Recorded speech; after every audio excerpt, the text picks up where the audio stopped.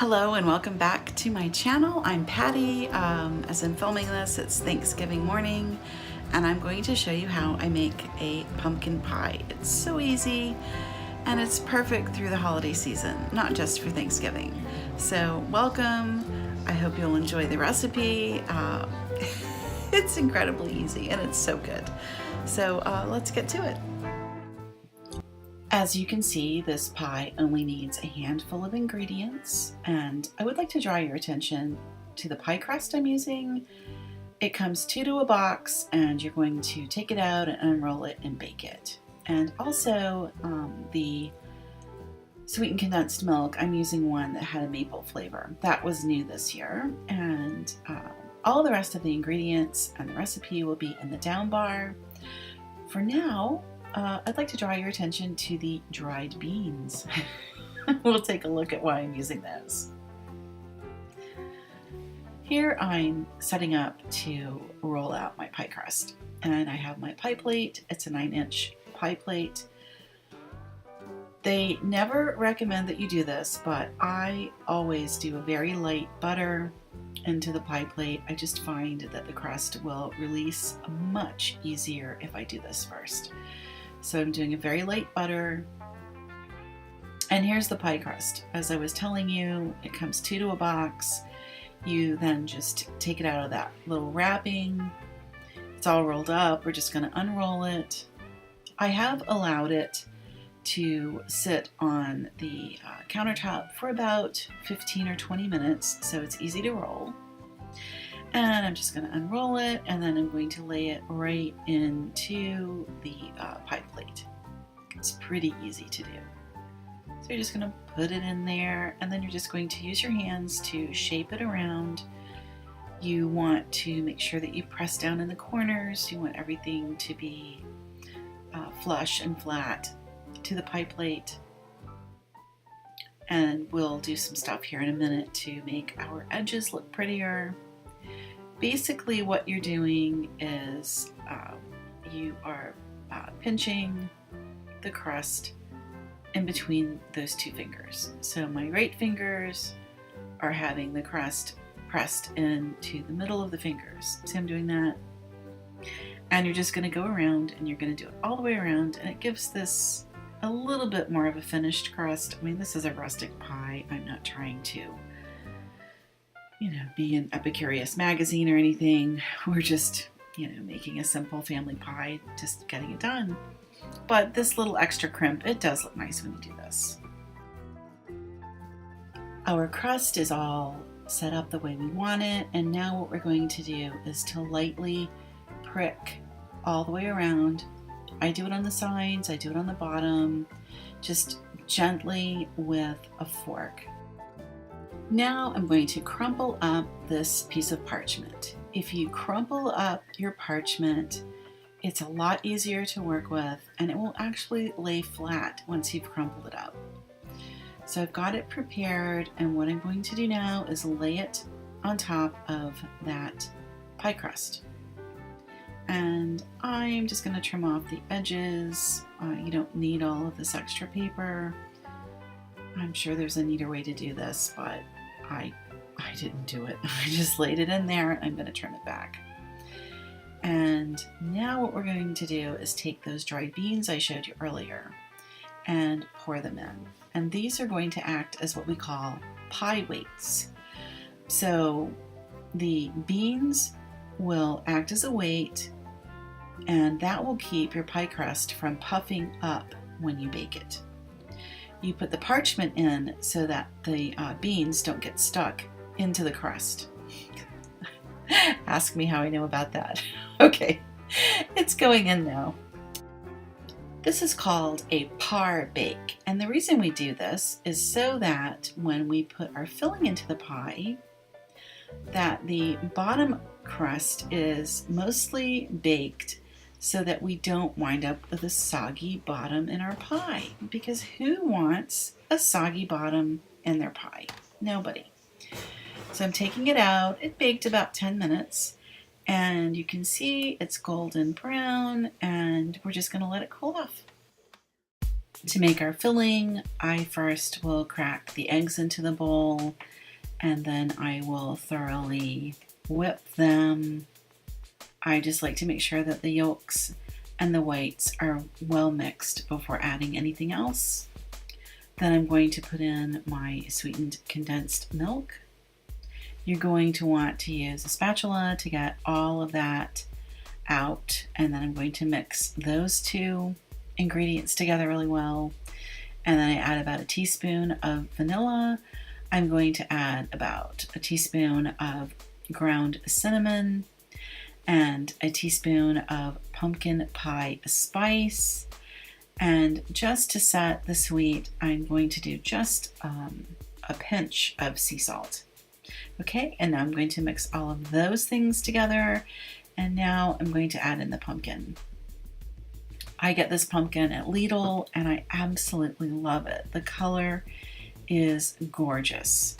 So now let's combine the canned pumpkin with all of the liquid and flavorings. And we're just going to mix this for a couple of minutes until it's really well combined. You're going to want to stop a couple of times and scrape down your sides just like you would in a stand mixer. Here's our beautiful par-baked pie crust, and I'm going to fill it with the pumpkin pie filling. And isn't that the prettiest thing you have ever seen? It is very, very liquidy when you put it in, so don't be surprised by that. Just even out your top so you have a nice pretty top to your pie. Now I'm going to try out that silicone thing I bought. And what you do is you bring it around to the side, and that little notch that's on the far side, you put that under and it will like snap in. And so the baking ring is actually adjustable, so it will fit a few different sizes. Okay, let's put it into our hot oven. And remember, we start at a high temperature and then we turn it back. This is the paperwork or whatever that came with that silicone thing in case you're interested in one. I really liked it. I think it's worth having.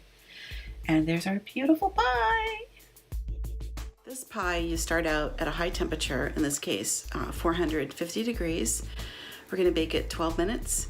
And then we're going to turn it down to 350 degrees and let it finish its bake at about 30 minutes or so, maybe 35, we'll check it. And then we just let it cool, and it'll be ready for dessert. I do love this recipe because it's really easy, but it's still a homemade item, mostly. The pie crust, so much better than buying the pie crust already in the tin. That stuff is not that great, but getting the pie crust that is in the box that you roll out yourself, it's actually pretty darn good. So highly recommend it if you haven't tried it. Follow my initial instructions on how to par bake your crust before you make your pie, and I think you're going to be really pleased.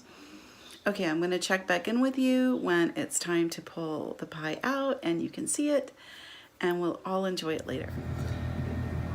And the ducks are down there getting their Thanksgiving. I actually feed them cat food, believe it or not. The ducks love the cat food, and the cat didn't like that particular flavor, so the ducks are getting it, which is sort of ironic because it's turkey and they're eating the daylights out of it. So anyway, yeah, ducks, they love cat food. Who knew? Pie is ready to come out. Check it out, guys. Ooh, isn't she beautiful? Okay, let me put you down so I can get her out. I always bake my pies on top of a cookie sheet because it's easier to maneuver. Okay, here I'm checking for doneness, looking at how that middle wobbles, and I've decided it's not quite done, so it's going to go back into the oven for a few minutes. Okay, she's not quite ready. She was like super jiggly in the middle, like liquidy. So I put the pie back in the oven for another 7 minutes and we'll check it at that time. What you're looking for is for your center to be what they call just set, which means wobbles a little, but that was really super jiggly. So that is going to be running when I cut it, and that's not what you want from your pumpkin pie. So she's back in, and we'll check on her in just a few.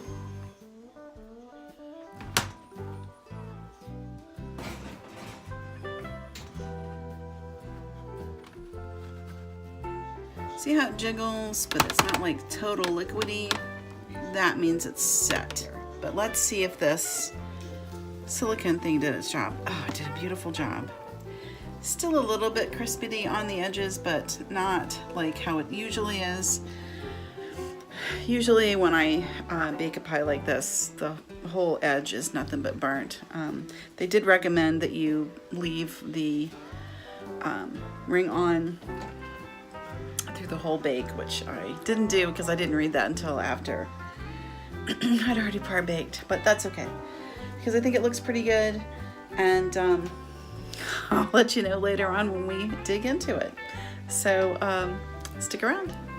Full disclosure, it is the day after Thanksgiving, but the pie is fantastic, and I'm gonna go ahead and cut some and show it to you and let you virtually taste it because it's good. And you know, baked things are always better the next day anyway. So let's have a look. You can see we ate a ton of this pie. I think it was the best part of the Thanksgiving dinner, really. It was very good. So kind of an odd time to be having pie, but I did want you to see it cut.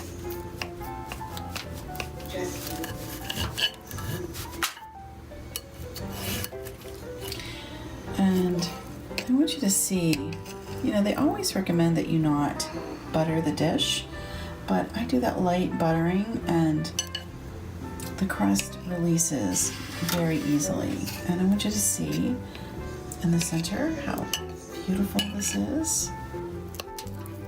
Look how pretty that is. This is why you want to wait until your pie is better set in the middle, because then your center stays put when you cut in, and frankly it's done that way. So let's try it.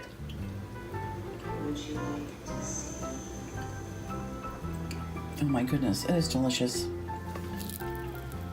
I like this recipe because the only sugar is the sugar in the sweetened condensed milk, so it's not overly sweet, and the pumpkin flavor really comes through, so it's very good. That is such a yummy pie. It's more pumpkin-y than sweet, so if you're after a super sweet pie, it may not be the right thing for you, but if you really like the pumpkin flavor, it is delicious. And I really think thoroughly mixing your ingredients prior to adding the pumpkin creates a very well mixed filling, and it's so light, it's so delicious. So that is my pumpkin pie recipe, and I sure do appreciate you watching. I hope you enjoyed it, and I hope you'll give it a try and let me know how it goes. Okay, that's the video for today, such as it is, and I sure appreciate you watching. I hope you enjoyed it, and I'll see you in the next video.